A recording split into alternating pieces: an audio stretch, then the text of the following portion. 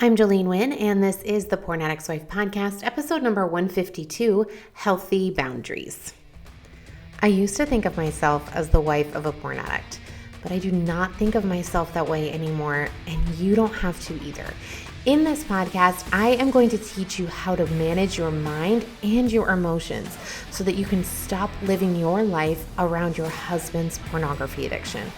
I am going to teach you how to stop being the victim and how to conquer his pornography addiction, even if he never does. I'm Jolene Wynn. I am a certified life coach, and I am a member of the LDS faith and the wife of a former porn addict. And this is a podcast for the porn addict's wife. Hello, my ladies. How are you? Happy Easter. It is Easter Sunday. It was gorgeous today. I don't know what it's like where you live. I know there are so many of you all across the country who are like buried under snow. I had a friend who saw my Instagram. If you guys follow me on Instagram at Jolene Wynn Coaching, the other day I posted this week we went to a rodeo. I took my kids to a rodeo and it was very warm outside. It was probably 80 degrees during the day and it cooled off at night. We were all in short sleeves and she messaged me, and she lives in Wyoming, and she was like, I cannot believe you are in short sleeves. We just had like 8 inches of snow. And so I know there are so many of you buried under snow this year. And today was gorgeous here in North Carolina. It was like 55 degrees. It was beautiful. It warmed up and it was super sunny. And we had a little Easter egg hunt, and we usually have it the day before. Usually we don't do it on a Sunday, but this year it rained all day Friday and all day Saturday. It literally never stopped raining. So it was supposed to be on Saturday and it got rained out, and then my friends hosted at their house, and it was so fun to see 42 little kids all hunting these little Easter eggs. It was so fun. And we had a beautiful church service today that I just loved so much. My brother-in-law actually spoke in our church. They take turns, like members of the congregation get asked to come participate and prepare, like a talk. And so he spoke and it was beautiful. And my twin sister, Christy, sang a song and she played the piano for herself. She's so talented. She has the most beautiful voice. And it was just wonderful to hear and feel such testimony of Christ. I don't know about you guys. I feel God so much in music. And so I love hearing musical numbers in church. I love when people come and they share their talents and they sing and they play the piano and they share in whatever fashion it is to bring music, because I really feel God that way. And it just was so beautiful today. So I hope you guys had a beautiful Easter Sunday. And I wanted to remind you that next Monday, is going to be my How to Set Boundaries workshop, and I want to invite you to come. So if there is someone in your life, maybe it's your kids, maybe it's your husband, maybe it's your mom, that you feel like you keep trying to set up a boundary, you keep saying, okay, this is the thing that's really bothering me in our relationship, and you're trying to set a boundary with that person and you feel like it's not working, then I want to invite you to come to this workshop. You can go to my website, jolenewynn.com, go to the Coach Week tab. All the information is there, and it's going to be a 4-day workshop. So I'm going to teach you what a boundary is, how to set it, the mistakes that we make with boundaries. If you have been in a relationship for a while, like let's say it's with your husband and you're struggling with, okay, how do I set a boundary and work on trusting him at the same time? How do I forgive him but also have a boundary so that I don't get walked all over? If you're having struggles there, this is also for you. Or if you just want to come see what coaching is like, you can sign up. It's just $19. You can sign up for all the days. It's 4 days, and you get access to the calls live, or you get access to the replays. So I would encourage you, even if you can't come live, to sign up so that you can watch the replays every single day. That way you can email me if you have a question. But if you come live, you'll be able to ask me the question on the call, and I'll be able to help you work through your personal example. So whatever it is that you are struggling with, if you're struggling to have a boundary around your time or around your finances, whatever it is, it doesn't have to be related to your husband. If you're having a struggle with something in your life, just come and I will help you through it. I would love to. So again, you can go to jolenewynn.com. That will be next Monday to next Thursday. It's April 17th to the 20th. And the calls will be at 12 p.m. Eastern Standard Time every single day. And again, they'll be recorded. So they'll be 90 minutes a day, Monday through Thursday. And I would just love to see you there. Come hang out with me and get all the help you need, and come see what coaching is like. So I'm so excited. So again, just go to my website. You can sign up today, save your spot, and I can't wait to see you there. Now, I did want to talk about boundaries today, as it has been on my mind a lot, and I have been getting a lot of questions about it, which is why I'm hosting this workshop. So I want to go through some things about boundaries today. Okay, now if you follow me on YouTube, if you subscribe to my YouTube channel, which is Jolene Wynn Coaching, or if you follow me on Instagram at Jolene Wynn Coaching, you saw this a little bit. I addressed this in both of those platforms and on my email list. I was blasting it out everywhere earlier this week. The most common mistake, let me back up. I've done another podcast episode on boundaries, and it's called Boundaries versus Consequences. And I would love for you guys, I would encourage you to go listen to that one. I think it's episode 17. So it's very, very early on in the podcast, okay, where I talk about what the difference is between a boundary and a consequence. Now, what I'm going to go forward from that is to say what a boundary is and the most common mistake people make with boundaries. Okay, a boundary is something that you set up in place to keep yourself emotionally safe. That's it. Now, the most common mistake that I see, and I've coached hundreds of women on this, is that instead of making the boundary about themselves, they make it all about the other person. A boundary is not about the other person. A boundary is not something where we are trying to set up control over the other person's behavior. And that's normally what happens.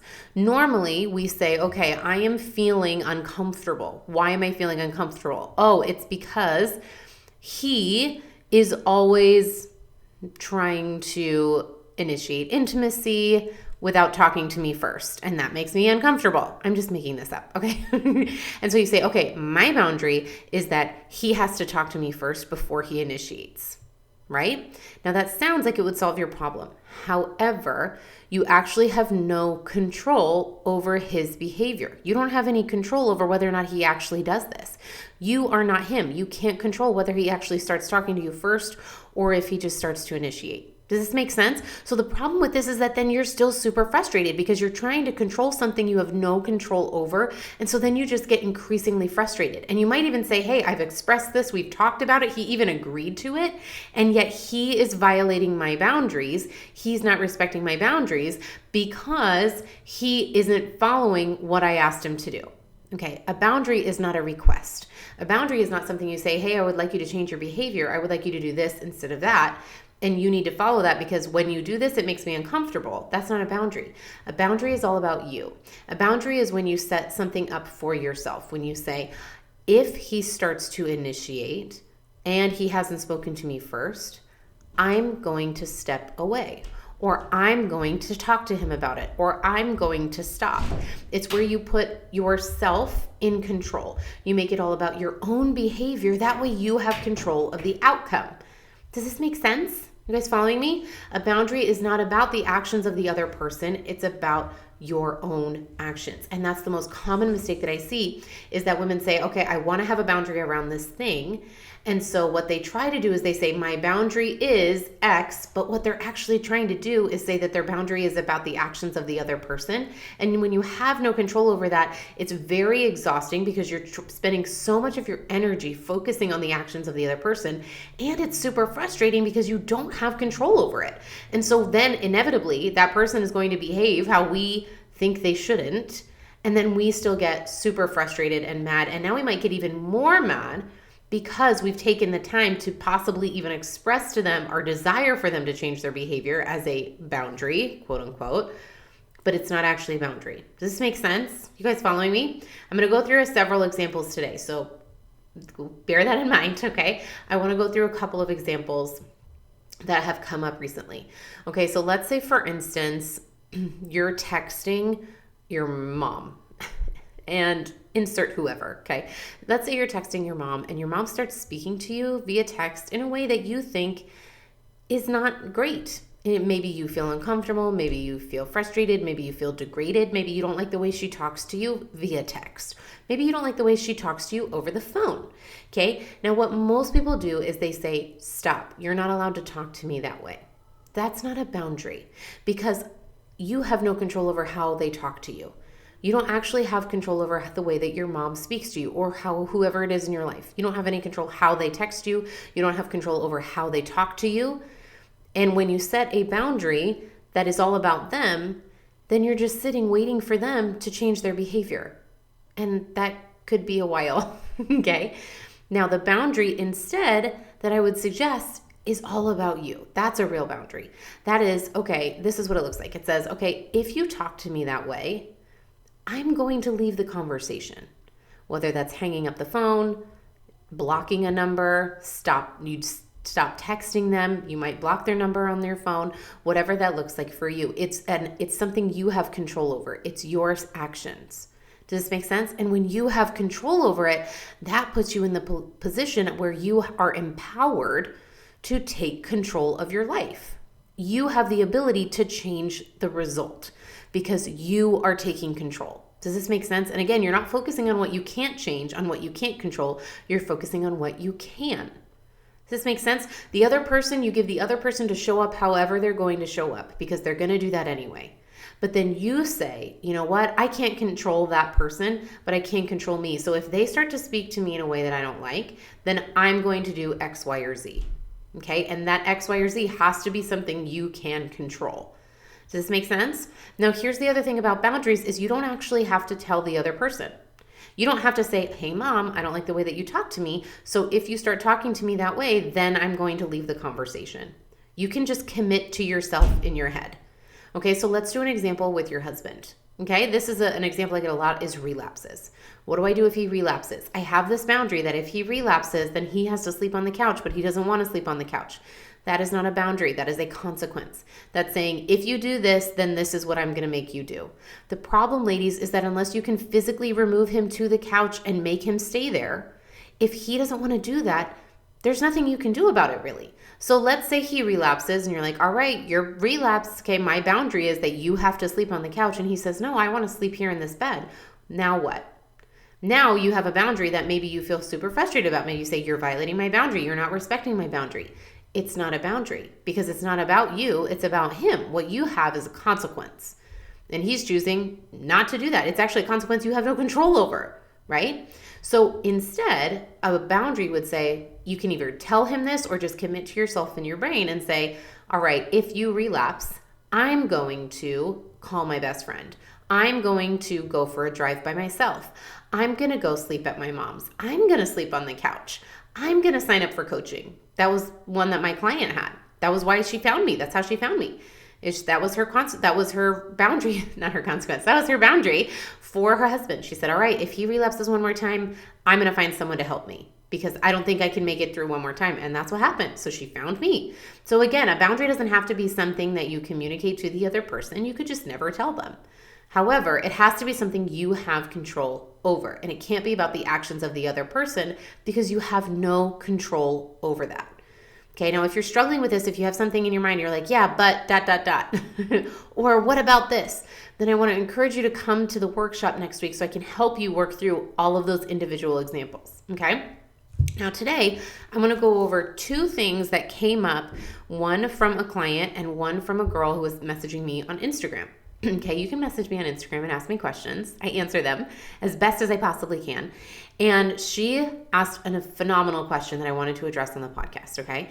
So as we're talking about what is a healthy boundary, now here's the thing too. People always ask me this. They say, what is a healthy boundary? This is going to look different for everybody, okay? There is no set guidebook of rules that I own that says, okay, a healthy boundary for relapses is option A or option B. You get to decide this. It's very personal. You get to decide. I've had clients who have set up boundaries where if he relapses, then they are celibate for a while. They take a break from having sex. Okay, so and I've had clients that don't do that, but maybe they take a physical separation for like a week. Maybe one of them goes to their mom's or the other one leaves. Like it is something that is going to be very personal to you. And I've had other clients that refuse to do that. They say, you know what, I don't want to separate. I'm not going to do that. So if he chooses to, that's fine, but I'm not going to. Okay, so it's going to look different for everybody. Your boundary might just look, you know what, I'm going to go in my room and I'm going to shut the door for a minute. That might be your boundary. It could be as simple as that. It does not have to be complicated. It does not have to be a long drawn out thing. It just has to be something that you decide ahead of time and then you have your own back, meaning you follow through. Because again, you're the only one that can control your own actions. So you have to make sure that you follow through. Otherwise, a boundary is just a nice idea that you don't do. It's just a wish. Okay? You're the one that has to follow up. You're the one that has to have your own back. And if you say, all right, the next time he relapses, I'm going to go to my mom's, then the next time he relapses, you have to go to your mom's because that's the commitment that you made to yourself. Does this make sense? Okay, so this dear sweet girl on Instagram, she was messaging me, and we've been talking for a while now, and she messaged me and she said, should a boundary create suffering for me? Now, this is a phenomenal question. I want you to listen to it again. Should a boundary create suffering for me? Now, this comes into a lot of thoughts that we have about boundaries, right? What is a boundary actually supposed to do? Why are we supposed to have it? Again, if you want more on this, go to the boundaries versus consequences episode and listen to that one. So I asked her for more details, okay? And here's what she said. She said, for instance, if he relapses, I say we can't have sex for 2 days. This hurts me because I enjoy sex, but it hurts him too because he enjoys sex too.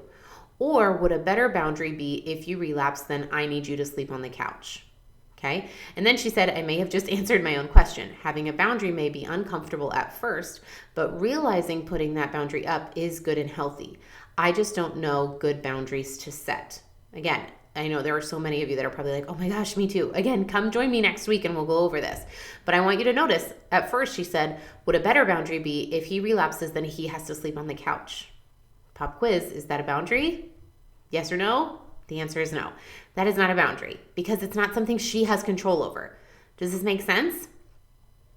Now, I sent her a message and I talked about boundaries versus consequences and how they have to be all about you and all of these things. And then she said,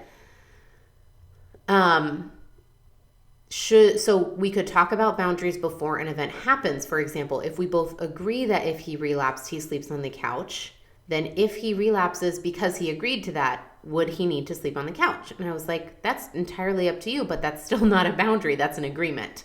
You guys see this? It gets very tricky. We get all lost in the weeds and the technicalities. A boundary is very simple. It's something about you that you have the control to enact. If he agrees to do that, if he agrees to say, all right, if I relapse, I'm going to sleep on the couch, that's great. That's an agreement. And he can still say no. He can still say, yeah, I know we agreed to that, but I don't want to do that. Okay, and then you don't have any control over that. And again, that's still not a boundary. A boundary has to be something that's within your control. This makes sense? And then, so then I followed up with her and she said, and I gave her some explanations and she said, what if my protection is to help me not feel comfortable? Or, I said that wrong. Are you guys ready? Rewind. What if my protection is to help me not feel uncomfortable? Is that a bad boundary? For example, he works an hour away from home and is often tired and doesn't want to drive home, and he ends up sleeping at my parents' house.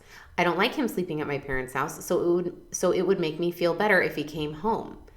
Is that a boundary? Is this something I have a boundary around? Is that okay if it's something that makes me feel uncomfortable? Okay, now what I told her and what I want to offer to you guys is that the biggest question is why are you uncomfortable? Why do you want to have the boundary? Is it simply a way to avoid uncomfortable emotions? So again, if you remember, her original question is, should a boundary cause suffering for me? Okay, suffering, I'm assuming, and as she clarified, meaning difficult, uncomfortable emotions, right? Negative emotion, which is what a boundary is for. When we have a lot of negative emotion, we want to protect ourselves from that. And sometimes that's totally fine. Might be people in your life that hurt you and you should have a boundary, okay? Totally believe that. However, I want you to really take a look at why you want it in this particular instance, right? Okay, why do you want to have a boundary if he relapses? Well, because I feel really vulnerable. Okay, well, what if you are just willing to feel vulnerable? And maybe you want some space. Maybe it's that you say, I don't like the way that I show up. Right afterward, I get really angry. I don't want to continue that in our relationship, so I want to have a little bit of a boundary, so it's kind of like a buffer. Totally fine. Either way is fine. But I want you to know why, and I want you to like your reasons. So what I suggested to her is I said, look, here's what I want you to do is what I would encourage you to do is look at why you want it for that particular thing. Are you uncomfortable that he doesn't come home because you miss him and you like when he's with you and you want him to be with you and to be by you? Or are you uncomfortable because you are worried that if he's not by you, then he's more likely to relapse, which you know will cause you emotional pain. And so that's what you're trying to secretly control by having him come home. And that's a very different reason for you wanting to set a boundary. Does this make sense, ladies? Are you following me? So yes, boundaries can be uncomfortable for you, but I want you to understand why you want them in the first place. A boundary might not feel great. Sometimes people think that a boundary should feel really awesome. It should feel empowering because you have control over it. However, sometimes it might not be fun. Let's say, for example, with the relapse example, let's say you say, all right, if you relapse, I'm going to go sleep at my mom's. Maybe that's not really fun because you don't actually want to sleep at your mom's, and maybe you don't have a great relationship with your mom, or maybe you just don't want to sleep there because it's uncomfortable and you miss him and you want to be by him. But that's the boundary that you've set because you know that you need the space to be able to work that out emotionally for yourself. Yeah, there's going to be 50-50. People sometimes think that a boundary is a shield, that it's going to prevent all negative emotion from getting in, and it's not. I'm just letting you guys know that. It's going to be 50-50 either way. It's going to feel a little uncomfortable, and that's okay. It doesn't mean that you're doing it wrong. It doesn't mean that you shouldn't have one. But I want you to understand, I want you to look inward and reflect and say, okay, why do I actually want this boundary? Why about this particular thing? I've had a lot of clients that have set boundaries around certain time frames of relapses. He has to tell me, if he relapses, he has to tell me within 48 hours. That's the one I hear the most, 48 hours. And I always look at that and I say, okay, why not 49? What happens if he comes and tells you at 49 hours? Do you still have the same boundary? What if it's been 4 days? Why don't you set that for 24 hours? You're okay with it being 24 hours? Are you okay with it being 47 and a half hours? What is the difference, right? Sometimes we have this idea of why we should have boundaries and what it means. And again, if you come next week, we'll work through this. So I don't want you to get lost in the weeds here. But I want you to really look at and question it because sometimes we're operating from these subconscious beliefs that aren't serving us. And what we're really trying to do is avoid feeling anything negative. And the problem with this is that it's impossible to do. Why? Because you create your own emotion.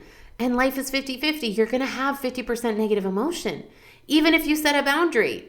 You might, and I guarantee you, if you set a boundary around your husband relapsing so that you can avoid feeling vulnerable, it's not actually going to make you feel any less vulnerable. You're still going to feel vulnerable. That's why you want the boundary. And now you might also add discomfort on top of it because now you're leaving to sleep at your mom's, which again, if you want that is completely fine if you feel like that's what you need, but I want you to know why, and I want you to like your reasons.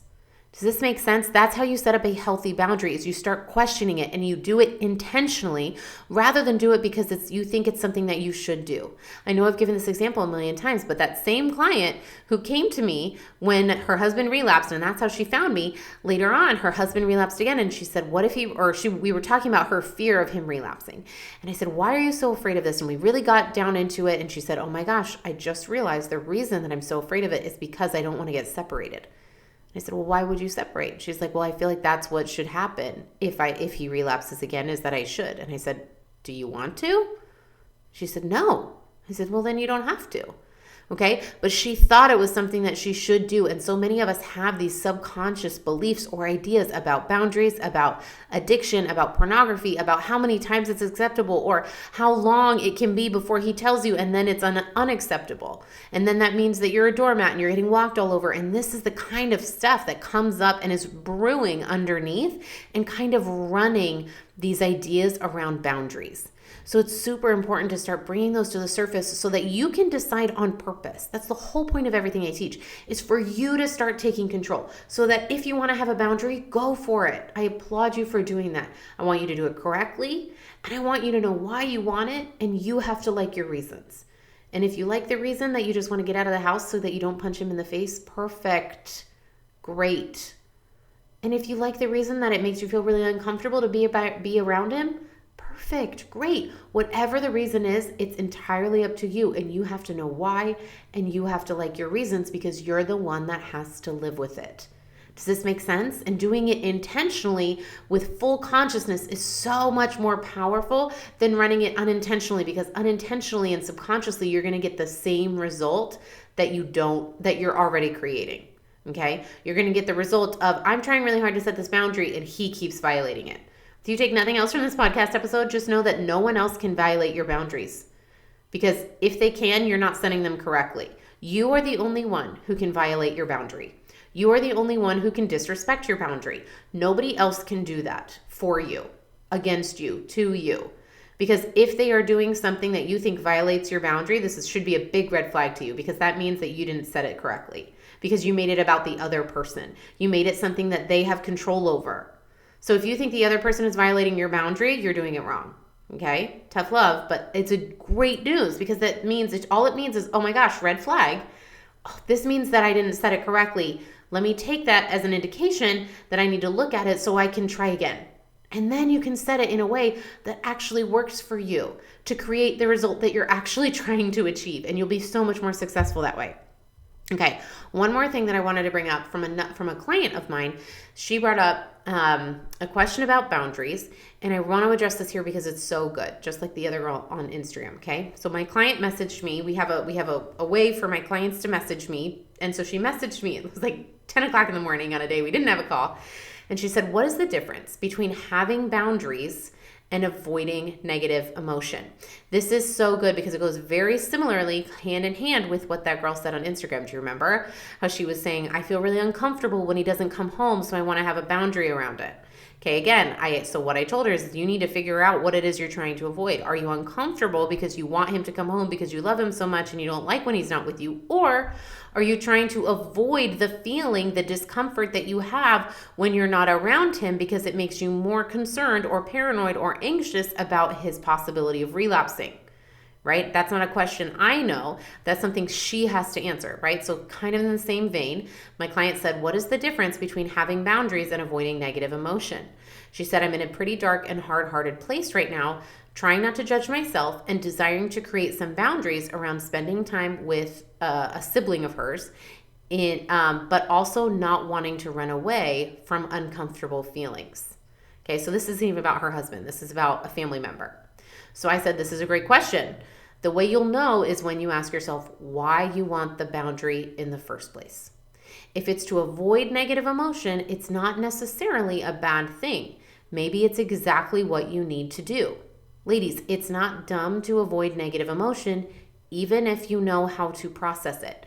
Now, she's my client. We've been working together. I know she knows how to process emotion. But I wanted to say it's not stupid to avoid that, okay? It's very natural. You may still choose not to engage in certain conversations or be in certain situations, even if you know how to process what comes up as a result, right? The key is doing it on purpose. It's knowing why you want to do it and liking your reasons. I said, think of it this way, and I want you guys to just notice this example. Even if I know how to protect myself from physical harm, that doesn't mean that I don't avoid places that increase my risk of getting attacked, right? And the same applies emotionally. I can process any emotion, but that doesn't necessarily mean that I choose to put myself in situations over and over and over again that put me in a harm's way, so to speak, emotionally. Does this make sense? But you have to decide that and like your reasons. Now, there may be a million women who think that I have done this. There may be a million women that say I would never have stayed with someone who's addicted to porn. There's way too much negative emotion that comes up. But ladies, I have chosen to do it. I have chosen to face all the negative emotion that comes up over and over and over again.